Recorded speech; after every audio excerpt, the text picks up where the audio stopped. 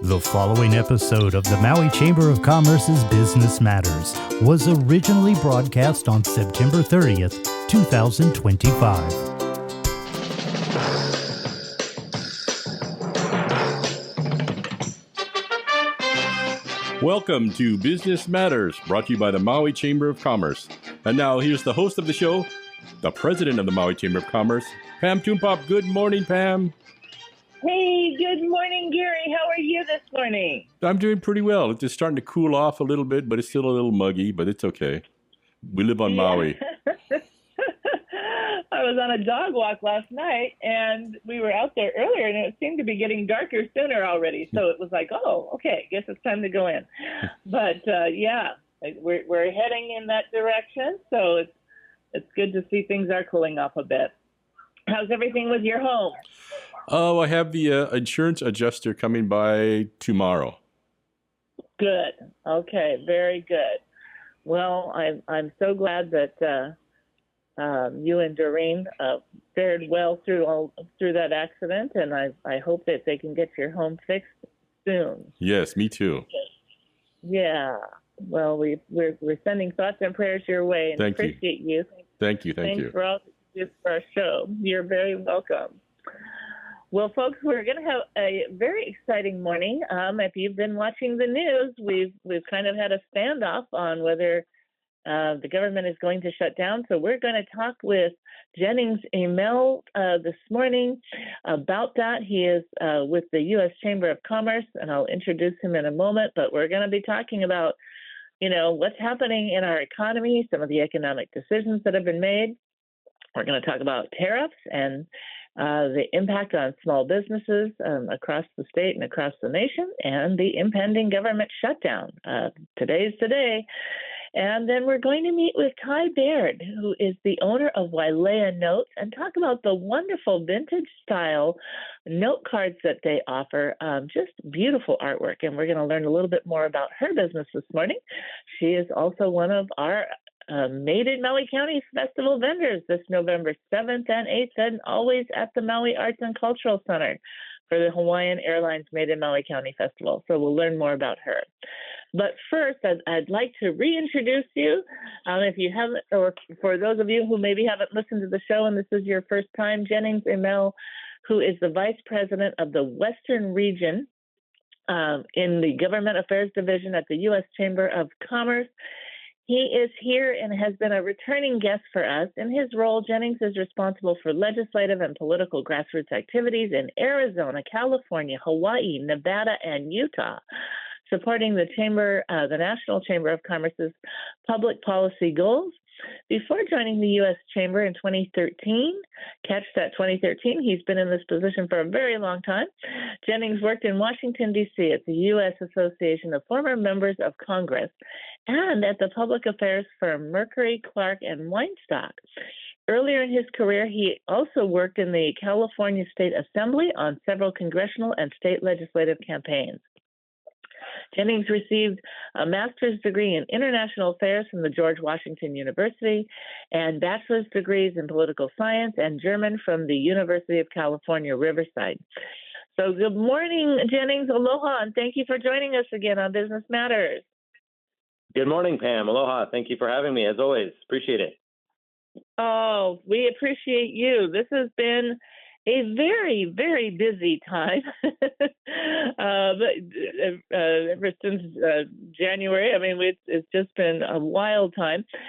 Can you tell me a little bit about how you would characterize the current state of the U.S. economy here now as we're getting towards late 2025? Yeah, absolutely. And you're right. A lot has happened in the last 8 or 9 months. Hard to believe it's only been 8 or 9 months. But the state of the economy right now, I think I would say it's kind of defined by uncertainty. There's an abundance of caution right now among business owners, small businesses, medium-sized businesses, large businesses. And you really kind of see that reflected in some of the broader, larger kind of economic numbers, especially, looking at the jobs reports, not just from August, but really throughout the summer, and especially since kind of March, April, springtime. really kind of anemic job numbers that we've seen. 22,000 jobs created in August. We only had 88,000 jobs created. That's a huge number, and to put that in perspective, in the same 3-month period, June, July, and August in 2024, we had about 400,000 jobs that were created nationwide. So it's a pretty steep drop off from 2024. And a lot of that has to do with the fact that, quite frankly, we're looking at a very uncertain business climate, largely driven by the uncertainty around tariffs.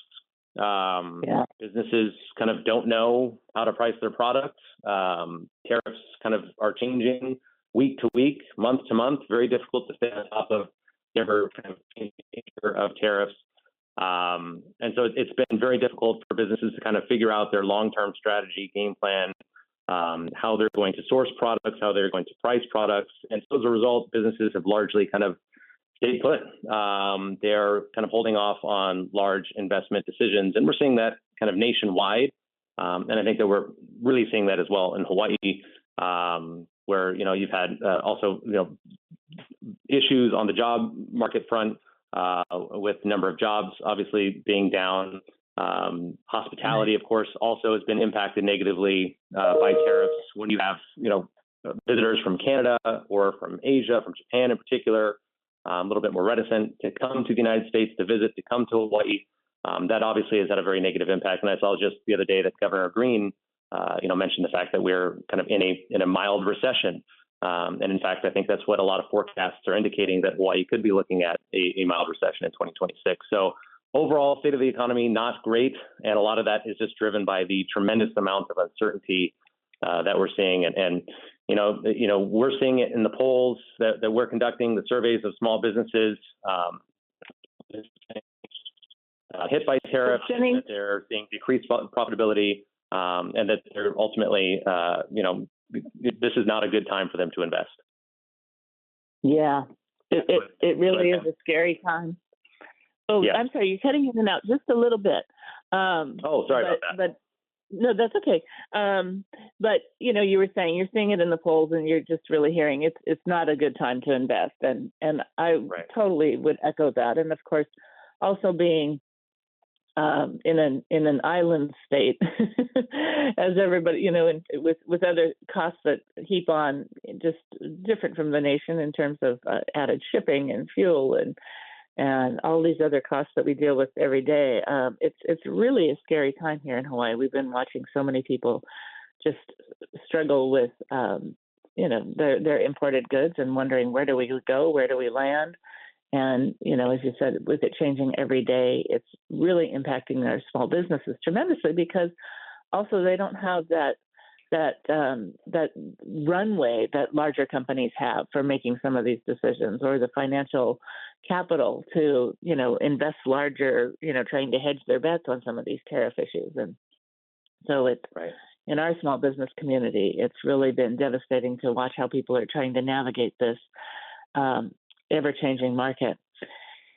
One of the things, go ahead. Yeah, I was going to say, and you're exactly right, and that's a big part of the reason why we've been asking for an exemption process. I mean, obviously at the U.S. Chamber, we are not fans of tariffs, and especially this kind of broad tariff policy where just about every import from across the world is being hit with a 10% or 15% tariff. In the case of Chinese imports, you're looking at 50 or 60%, 50% from India, 50% currently from Brazil. This is obviously not something that we support. We've been very vocal in our opposition to this strategy. And so we are pushing the administration, though, in the meantime, to at least allow for an exemption process similar to what we had in 2018. And specifically, we should have an exemption process for small businesses. Because like you said, those are businesses that cannot absorb these price increases. They're not able to as easily renegotiate with their foreign suppliers to get prices down. And so those are the folks that are most vulnerable to these price increases, and they're being hurt the most. And so we should have an exemption process. And so we've been calling for the administration to allow for that. And in the meantime, it's incredibly important that we get small business stories and testimonials from chambers, from your members, Pam, the Maui Chamber, those kind of stories about how these tariffs are impacting them day to day, their bottom line, that sort of thing is incredibly impactful. And those are stories that we ultimately share as well, directly with members of Congress and with the administration. Okay, we will send you more. We will send you more stories. I know Macy Hirono has been pretty doggone direct lately. Oh, did I lose you, Jennings? Are you there? Hear me? Oh, no, it's cutting in and out. Sorry, how about now? Oh, perfect. Yes, now we can hear you. I was saying Maisie has been pretty clear on tariffs. Yeah. I know that people said, well, you know, they were questioning her words, and it got a little heated. But I think she's speaking very very clearly to say, listen, this is just a disaster for our small businesses, and it's really hurting them. And we truly appreciate the U.S. Chamber working to get an exemption for our small businesses, and of course, we wholeheartedly support that. But we definitely will. There are so many stories, so we will get more stories out there and collect those stories right away, because, you know, again, every day it changes. So right. It's, you know, we the more we can get now. And folks, if you're listening in and want to share your story, just please, you can go to legislation. You can email us at legislation@mauichamber.com, legislation@mauichamber.com. Just send us your story. And even if you want it to go in anonymously, just tell us your industry and tell us what the impact the tariffs are having on your business. We will collect those stories and be happy to share that with our congressional leaders and the U.S. Chamber of Commerce. So, you know, we hope that you can do that for us, and let us help you. Help your business during these really crazy times. You know, in this upcoming session, there's also, and we're doing this here in our state as well, we're really pushing for permitting reform. We've got a new task force called SPEED to expedite permitting, and it's right now they're starting with building permits and land use permits through the State Historic Preservation District. They're looking at SHPT permits, and then they're looking at wastewater to start. And then they have a whole new reform area that this task force is engaged in. But this is really happening on a national level. And, you know, the U.S. Chamber has been pushing for permitting reform. Can you talk about some of the key elements of the meaningful and durable legislation on permitting reform that the U.S. Chamber of Commerce is advocating for, and specifically on the issues like project review and timelines and interagency coordination or judicial review, some of these key holdups that really make the process arduous? Happy to talk about that. And that's funny that you mentioned kind of the SPEED initiative in Hawaii. That's actually the name of one of the key permitting reform bills, is the SPEED Act, which looks to reform the NEPA process. And that's a bill that we are supporting at the U.S. Chamber. It's bipartisan, has Republican and Democrat co-sponsors. We really feel like this is an area that's ripe for a bipartisan win, quite frankly, in Congress. So in a very difficult environment, it's very difficult, obviously, to get things done on a bipartisan basis on just about anything these days. Yeah. But on permitting reform, we're starting to see some alignment between Republicans and Democrats, understanding that we need to start building infrastructure in this country faster. And I think what's really kind of driven a lot of this is the energy discussion and the fact that obviously are doing a lot in the AI space. We want to continue to maintain our competitive edge over China in AI, and the amount of electrons that need to be on the grid to power databases and AI nationwide is it's really incredible. We're going to start to see electricity demand skyrocket over the next couple of years. We need to get energy infrastructure. We need to get as many electrons on it as possible, whether that comes from natural gas generation, hydro. We're cutting in and out again a little bit, Jennings. Can you hear me? Jennings, can you hear me? Gary, can you try calling Jennings again? Okay, I'll go do that. Maybe if you... Okay. Yeah, sorry. Is he back? Jennings? Jennings, are you back? Jennings, if you can hear us, I'm going to call. Oh, here. Hold on. He just hung up. Okay. All right. Why don't you try him again? And and when we get Jennings back, we will also ask him because, of course, under this administration, we have cut the federal solar tax credits. They'll be ending soon, and there's solar tax credits that will end at the end of this year. So now's a great time if you're looking to do solar in your home. Now's a really great time. But when we're talking about, the need for expanded electricity, this is a terrible time to get rid of solar tax credits. And businesses have a little bit longer window for installing solar for their business operations, but it's not a very long window. So it's interesting to hear with all that's going on and with all the need for continuing AI and powering up AI, which is going to be booming. Okay, I think we have Jennings on right now.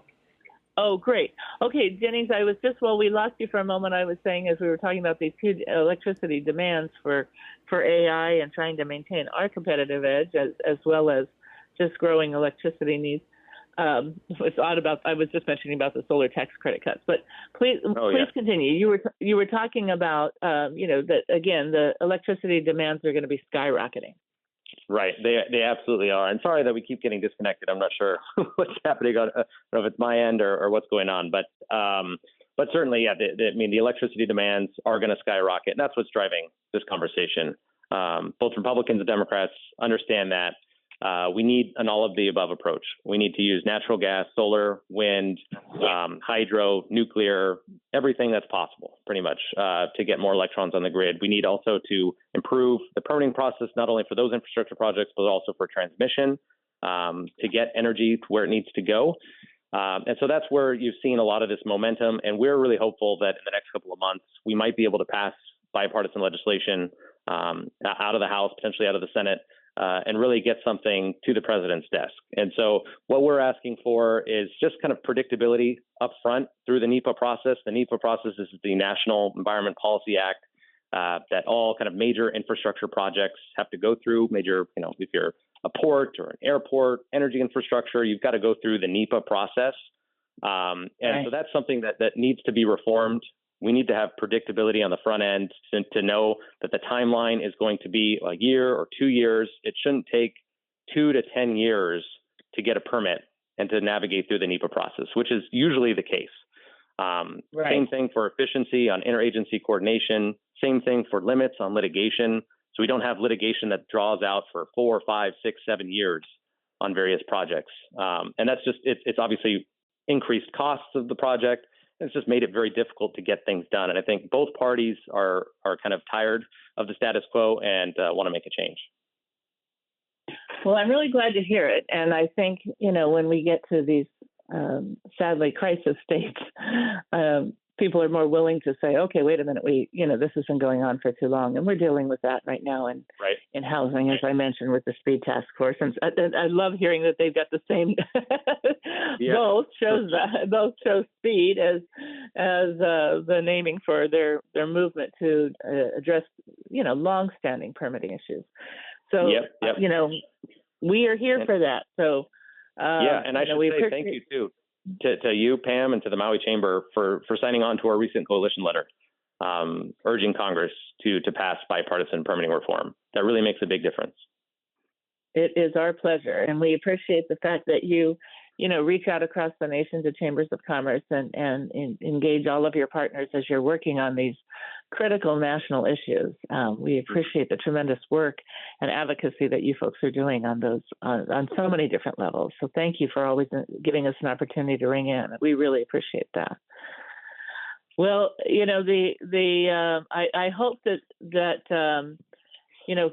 please let us know again if there's stories, of course, for Hawaii, right? I mean, we're still catching up, and we're making great strides in the area of broadband, but again, in an island state, and as we're talking about communications and power and all of these other things, our costs are higher as we look to do those things.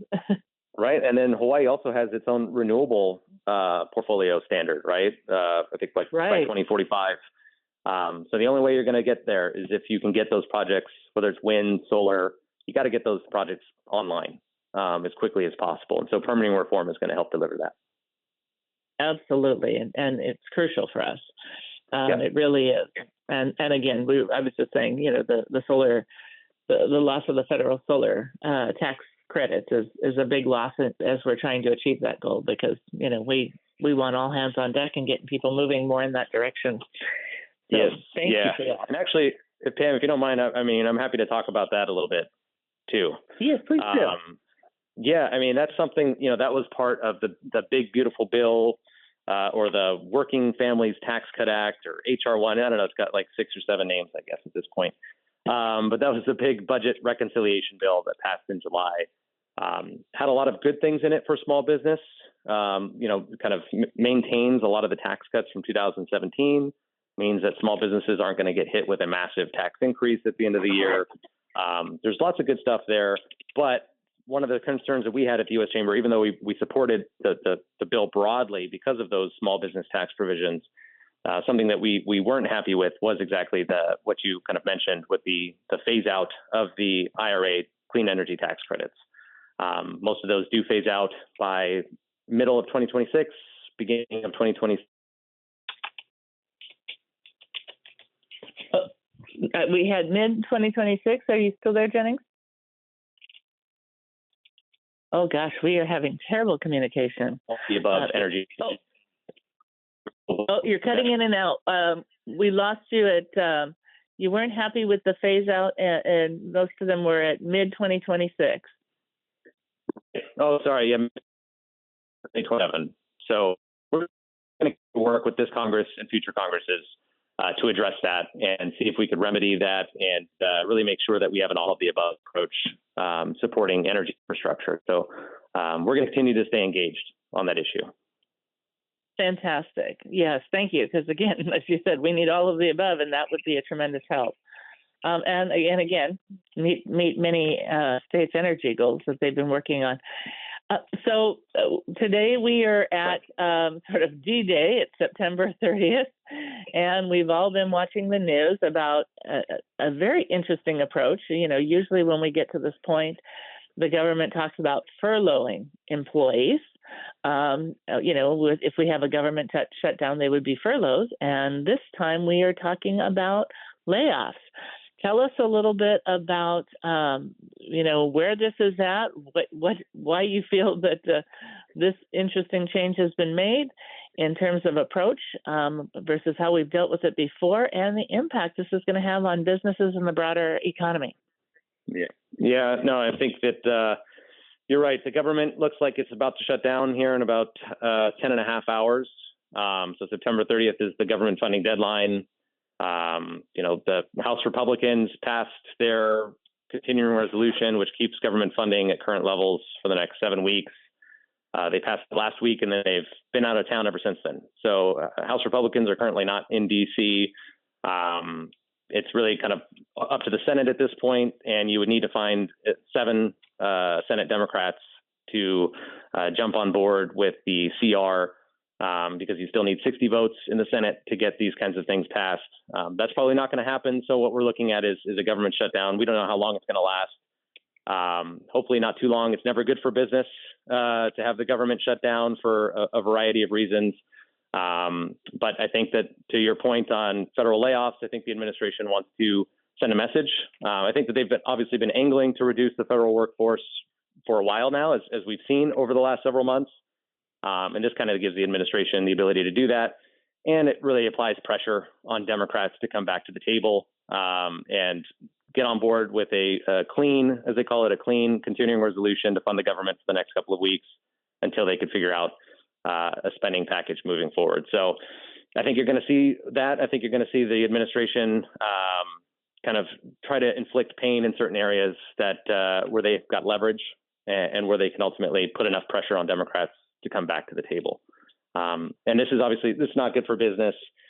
We all know, obviously, national parks, of course, close, but you've got a lot of different federal agencies that are impacted. Non-essential services are delayed. If you need a passport renewed, visa processing, a lot of these things, obviously are going to be delayed. Small businesses that do business with the federal government, if you've got a contract with the federal government, there's a risk that you won't get paid.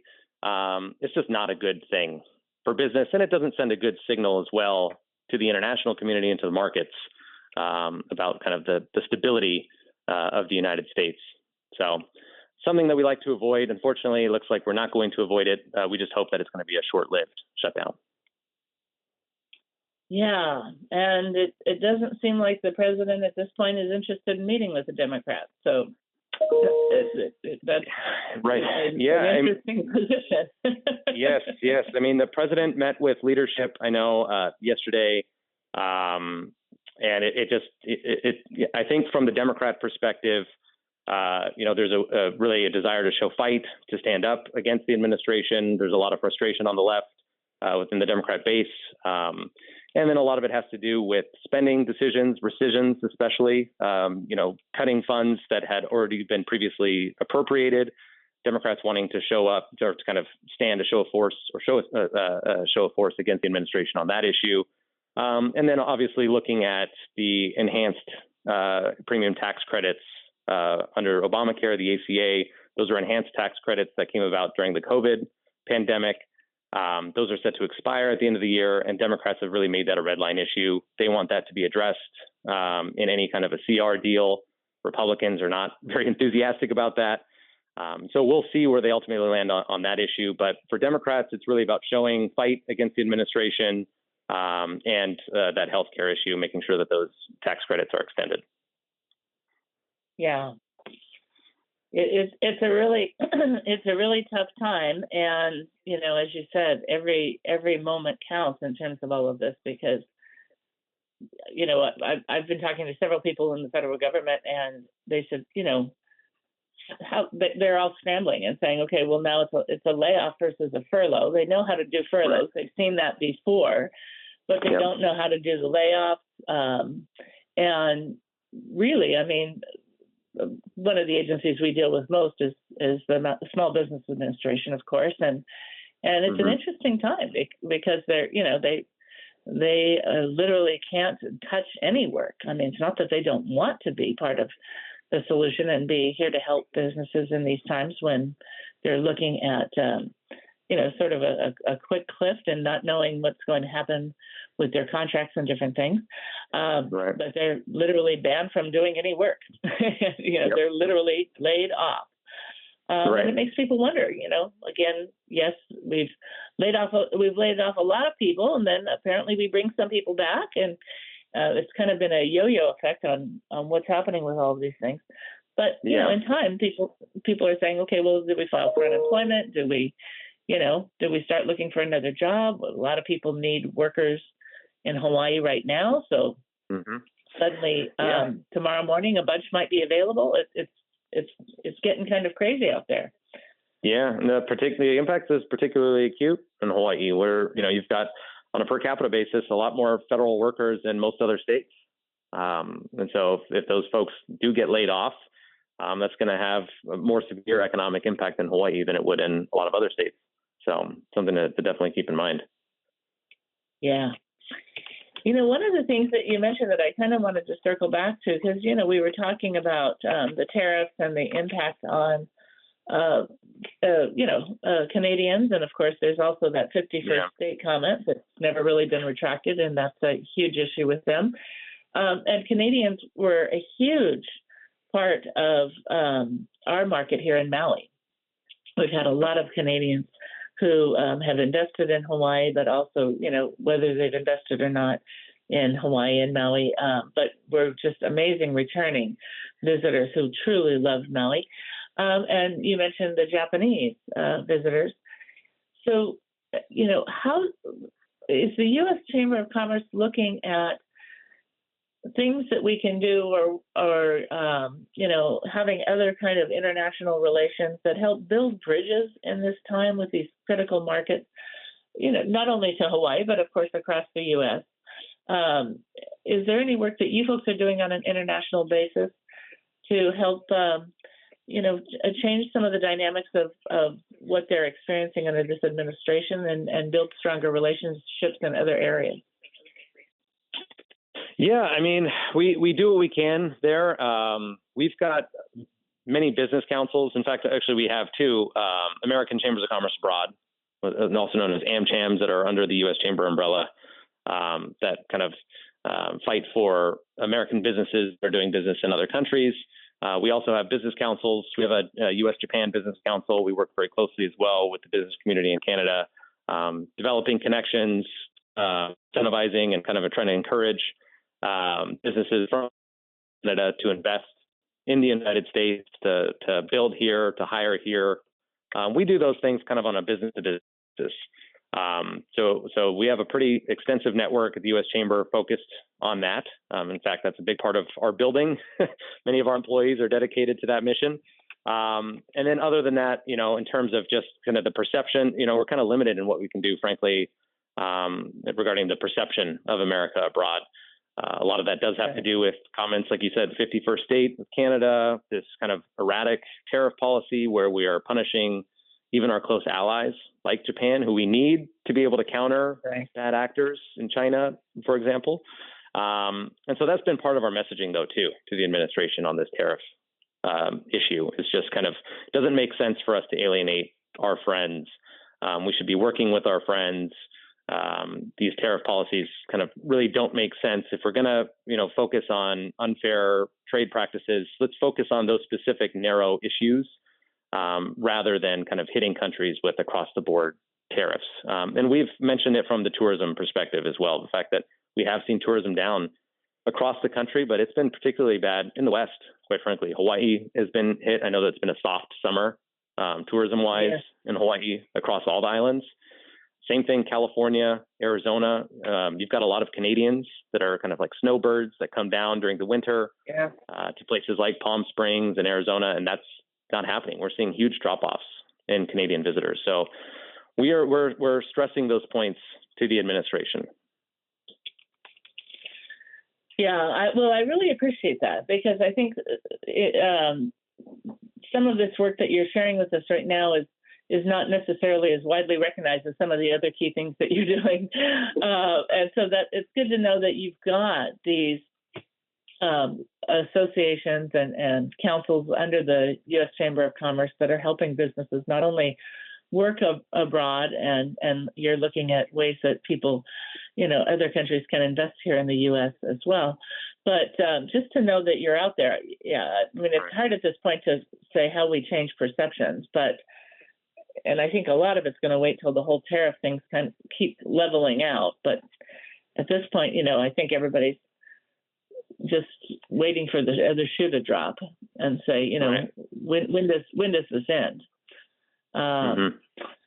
But yeah, for us, the Canadians are a big part of our market, and they've been a cherished guest here for a very long time. So that's been a huge challenge for us as we look to do this. And so I'm glad that you folks are working abroad in other areas. Yes, yeah, working on that, and then also at the university level too. I mean, should mention that, where we've seen a big drop off on international students, and a lot of that has to do with the perception in the United States that we're not as welcoming to foreign students coming in as we were, and you look at something like even the H-1B announcement, for example, which doesn't necessarily have, although it impacts universities. The University of Hawaii, for example, is impacted. They've got a number of H-1B employees, but that impacts all kinds of sectors, particularly in the tech sector and innovation sector. But that announcement of a $100,000 fee to bring over an H-1B visa employee, that sends the message that outside talent isn't welcome, and that's not the right message to send. So we've also been stressing that at the university front. Kind of we need to have a visa system that works, and we need to be trying to attract talent rather than deter talent from coming to the United States. Yeah, very true. Yeah, that again, I hadn't really thought about it at that level, but in terms of, yes, we definitely are sending a message that we don't want to attract outside talent. But I didn't realize that you folks are working on it at the university level as well. Another thing that it brings up for me is this whole issue of ICE. And tell me a little bit about the U.S. Chamber's position, as we've watched many states go through just amazing raids as we're dealing with a whole new reality in terms of how people are being treated across this country. Then we're seeing different states say, look, we don't need additional protection in our state. We're not asking for it. And yet there's deployment in many states that just seems, well, according to the people speaking out for that state, unwarranted and undesired. What is the U.S. Chamber doing in those areas as we're seeing this just continue to escalate in the last several months on a pretty high level? Yeah, this just showcases the dysfunction of our immigration system. And we've been talking about that for a long time, the need to do immigration reform. And I think this just kind of makes that point even clearer. In the previous 4 years, we had dysfunction at the border, which is how we were making our case for immigration reform. Let's do border security and immigration reform, asylum reform, all of those things. Now we're seeing kind of dysfunction in kind of interior enforcement and what that means for communities and what that means for businesses, for their workers, their employees. So, we're making the case now that this also highlights the other angle of it. We have to do something about the folks that are here. We have to do something about dreamers, put them on a pathway to legal status to continue to live and work in this country. Especially now that we do have the border secure. And I'll give the Trump administration a lot of credit for making sure that we did solve that problem, which was severe for the last several years. So that's a good starting point. We have a secure border. We have even more resources going to the border now. Now that we've got that, now let's try to focus on fixing our legal immigration system and addressing the folks that are here illegally. Many of them have been here illegally for 15, 20 years, have built lives, have children here, are working, contributing. Those are not the folks, obviously, that we should be targeting, for deportation or anything like that. Those are the folks that we need to get on the pathway to legal status. So that's been our message. We know when we see all the raids and stuff like that, that's obviously, we have concerns there about what that means for those communities, for the broader economy. But for us, big picture, it just underscores the need to do immigration reform. And so we've continued to make that push with members of Congress. I'm not saying, it's going to get done this year. Obviously, we've been talking about this for more than 30 years, as you know, Pam. Yes. But it's one of those slow burns where if you keep talking about it and you keep sharing stories, eventually we'll be in a position to get a win on the board. So that's what we're continuing to do. And I think all of this kind of dysfunction just underscores the need to do that work. Yeah, absolutely. Again, it's at such an interesting state. I just never thought we would see it at this state, but literally where you have governors of different states saying, we don't need this kind of help. Please put money back into some of the areas of the help that we did need, and, to keep our communities safe. But to see this going on across the nation, to see the way it's being carried out and the tactics that are being used, it's very scary. And it's something that we're watching. Is the U.S. Chamber of Commerce putting together, or do you have a packet that educates businesses on what their rights are and how they can protect their employees? We don't have that. I'm trying to think if I've seen a couple of good examples, but most of that's been from kind of various law firms. We don't have one at the U.S. Chamber. I'm trying to think. I'm not aware of any other chambers putting one together themselves, but I've seen various webinars that chambers have put together on that issue. With immigration attorneys and labor law attorneys. But I think that's been the most useful thus far. We don't, unfortunately, have a resource like that at the moment. Well, we're working on it. Not we, the Maui Chamber of Commerce is working on it, but there are partners that we're working with that are working on trying to put something together. And that's why I asked, because many businesses don't even know their rights or don't know the right questions to ask if the agents show up. So in Hawaii, there's been some incidences where they just didn't know what was possible, what to ask for when the agents show up. So we had a labor law seminar in September where we were just getting to it. And so, it's a rapidly evolving situation. So we too are trying to work with other partners, see what resources we can pull together and get something, at least some baseline information out and share that with individuals. But, the attorneys here are working on something as well. So, yeah, it's tough, but it's moving rapidly, and it's something that we've seen. So we want to get on it. But I appreciate all the work you do, Jennings. I know your plate is always extraordinarily full, especially representing multiple states in the Western region. Not just us, but we're grateful, and we appreciate your partnership. You're a strong partner for us throughout the year, always working on national policy, but also when it comes to policy in Hawaii. And I love that you join us for Hawaii on the Hill every year. I love that you come out during our legislative session and brief us on things that are critical at this time, and always being available to talk about the impacts in Hawaii, and particularly coming on the show to talk about the impacts to businesses on Maui. Thank you for all that you do. Of course. Thank you, Pam. And sorry for the reception issues earlier. Hopefully it's been smoother over the last couple of minutes. Yeah, it has been smoother. It has been smoother. And thank you so much. And don't worry, we got most of it. There was just a couple of little periods here and there, but we kept circling back. So it's fabulous. We got great information. Good deal. Well, thank you, Pam, and thank you for your partnership and all that you do for the business community on Maui. Thank you, Jennings. Thank you so much. Blessings and aloha for a wonderful week. Thank you. Aloha. Aloha. Oh, so you can see a lot going on, and today is an important day, and many of us have family and friends who will be impacted by some of the challenges coming up.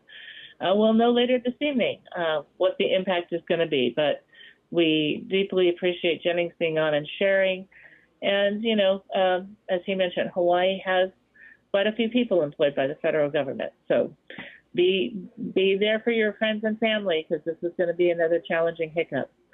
But we are excited to kind of share a little bit more. We're going to talk to Ty Baird. She is the creative force and owner behind a very unique greeting card company called Wailea Notes.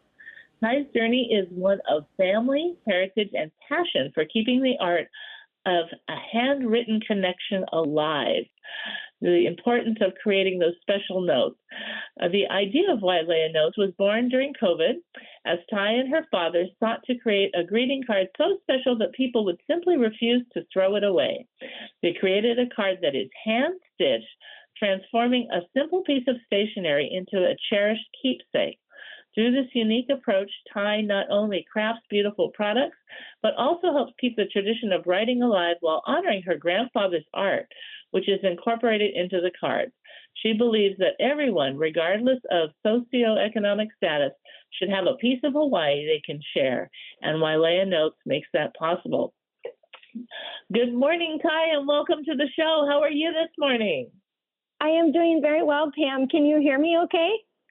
Yes, I can hear you just fine. Okay. Thank you. Okay, perfect. Well, thank you for having me. I'm so grateful to be here. So thank you. Oh, you're very welcome. Well, we absolutely love Wailea Notes cards. Tell us a little bit about, you've talked about creating this during COVID. So tell us a little bit about why postcards and how you fit them into this new model. Oh, sure. So the idea of our cards came from two things. The first was that people would come to my house, my cousin's house, dad's house, and they would see Papa Alec or my grandfather, his art on the walls, and they would say that they would love to have a piece of that and that they would love to share that with the world, and that they wanted to have something that wouldn't be sold from Hallmark. So I noticed that we didn't have a lot of people these days who continue to keep writing alive. And I thought, well, maybe I'm born decades too late, but if I can create a card that lasts or that would keep people from throwing them away, then I can keep writing alive and I can keep a lost art alive, because we all know that feeling. It's better than an email. It's better than getting a bill in the mail. Or in addition to those things, you also get that card in the mail. And it's something from where we live, and it's something from maybe where we visited. And so it was born out of two things, and we transitioned from postcards now into a foldable card. So that's been wonderful. They are stunning. But what makes them really stunning, aside from the fact, I mean, imagine this, it's hard to imagine, folks, because I've never seen it other than Wailea notes. But the artwork is hand stitched into this note card. And so it's just a very unique piece, right? To know that it's actually hand stitched to put this art on this card. But also, it's your grandfather's art that is so beautiful. Tell us a little bit. I mean, he is an acclaimed artist. Tell us a little bit about your grandfather and the type of art that he does that makes it so special. Sure. He actually lost his battle with cancer in about 1986. He is what we would consider now, or in today's day, he's actually a prodigy. So somebody who was never taught a skill, but was just born with this incredible talent and ability. And he would do many different forms of images of Hawaii, whether it be Iolani Palace, the Kula Jacaranda trees, flower cards that you'll see at the upcoming Made in Maui festival, just images of Hawaii that made it beautiful and different, and so that you would have something to hold on to. And, he never made it past 8th grade, and to look at that and to see that as part of like how I know that he would be so proud and so happy that we've continued to share these paintings or these drawings or just the artwork that he created, so that it's not just sitting in my home. And that there were several families years and years ago that bought original paintings that he made for them. And that also is incredible. I think every now and then I can find one of these paintings on eBay or being sold, at an estate sale, and they aren't cheap. So I have most of the originals now, but it's still a pretty amazing thing to be able to take something and add my piece, that hand stitching and that hand sewn artwork, to his beautiful artwork. Yeah, they are fabulous pieces. I just absolutely love the artwork. Well, and you had a chance to share it at the Made in Hawaii Festival in August.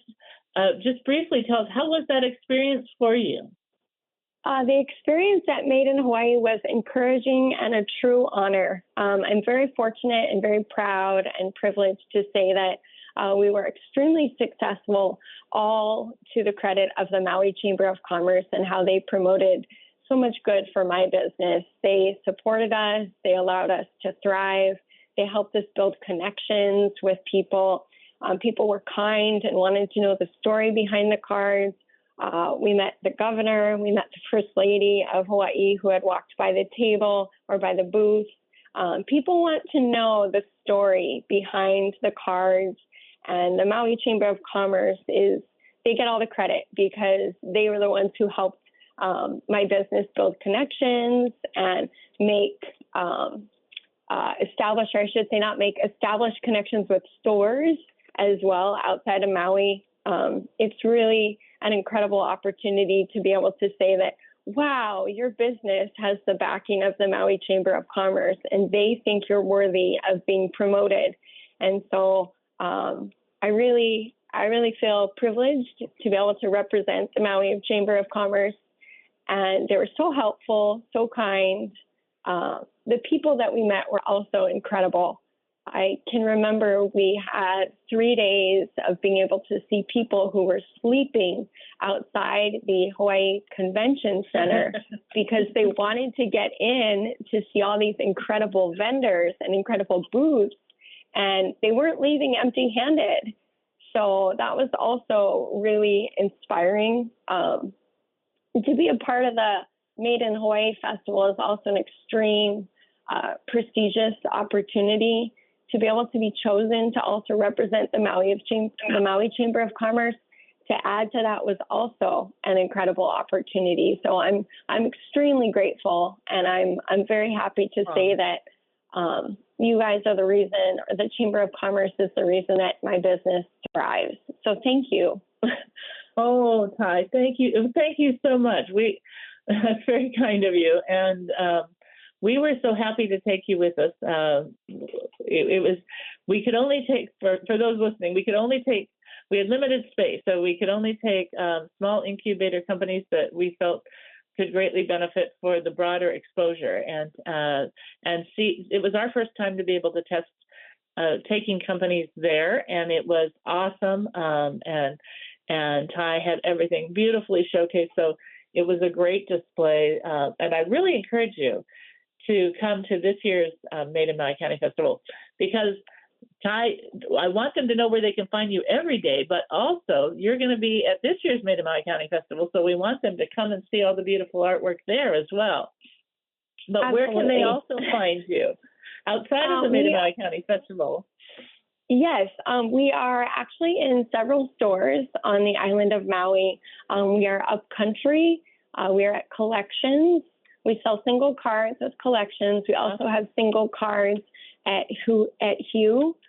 Hue has 2, maybe 3 locations on Maui now, but 2.